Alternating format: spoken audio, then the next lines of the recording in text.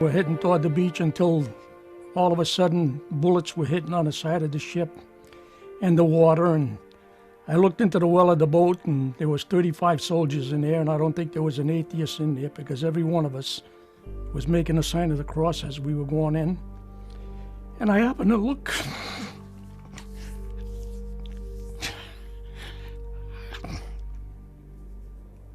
I looked to the right and I seen a boat get hit. And then it's when I realized what we were going into. As I hit the beach, Wally Lawton lowered the ramp and the soldiers started pouring out. And I seen them dropping. I seen them getting shot. I seen them, their faces blown off. God, it was an awful sight. It's a sight I'll never forget. It's been in my mind since. This is the first time I ever talked about it. I hope it's my last. As they were going off, there was one soldier there that didn't want to leave. I guess he froze. He seen what happened in front of him, and we were instructed not to take anybody back unless they were wounded or dead. As I lifted up my arm, tell him to get off, I was shot over here, and it came out my back. The people were holding hands. I guess a lot of them couldn't swim, but they were holding hands till they get out of the boat. And as you had these half tracks that were going up, and they were popping them off like crazy. Even the people, we were all together there. A lot of them get hit. You could see them going over. I always had the feeling that somebody's looking after me. Because look at what happened. We were supposed to land 10 o'clock in the morning. And I didn't land until the next day. So that saved me then. If I landed 10 o'clock in the morning, I probably would have been one of those guys laying there. I carried a rifle and a web belt with canteen and ammunition and a rifle. And I forgot how many pounds of explosives I had on my back. I believe they called it Tetratol. And as I got to the ramp of the small boat that was in to land, there was, just as I jumped into the water, there was this explosion.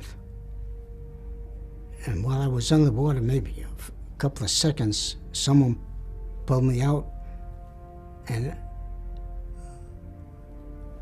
I couldn't find anything.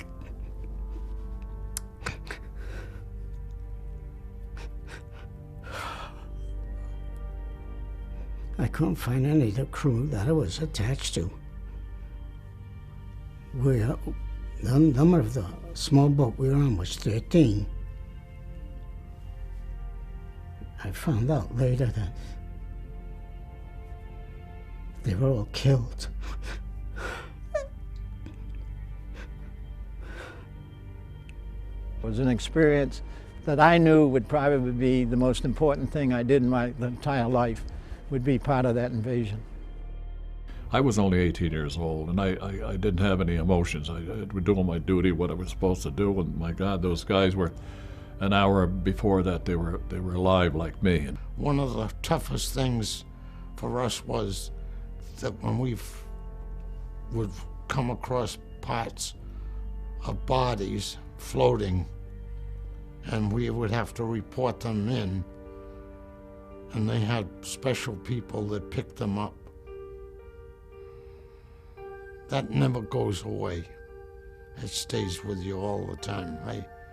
When flashbacks come back, I see arms, legs, bodies.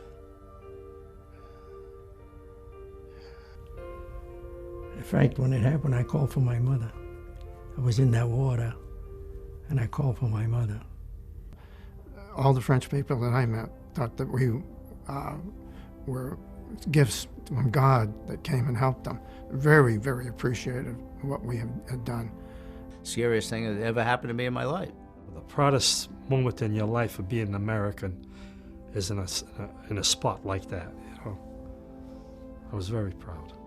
And these are things that I will never forget. I'm just glad I could be part of it and come home safe.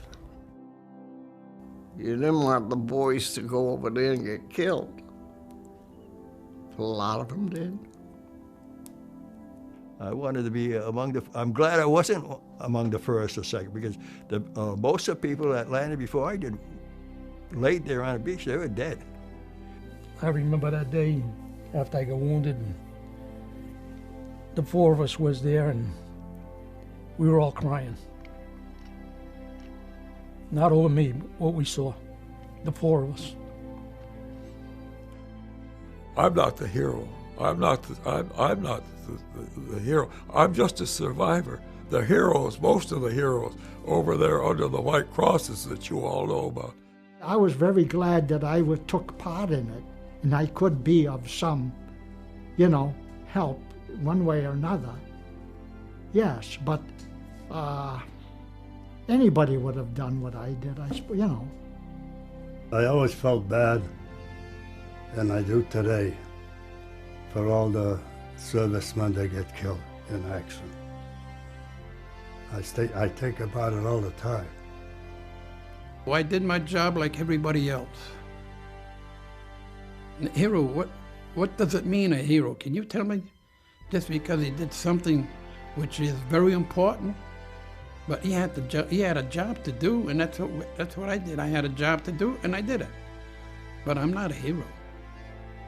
I won't call myself a hero.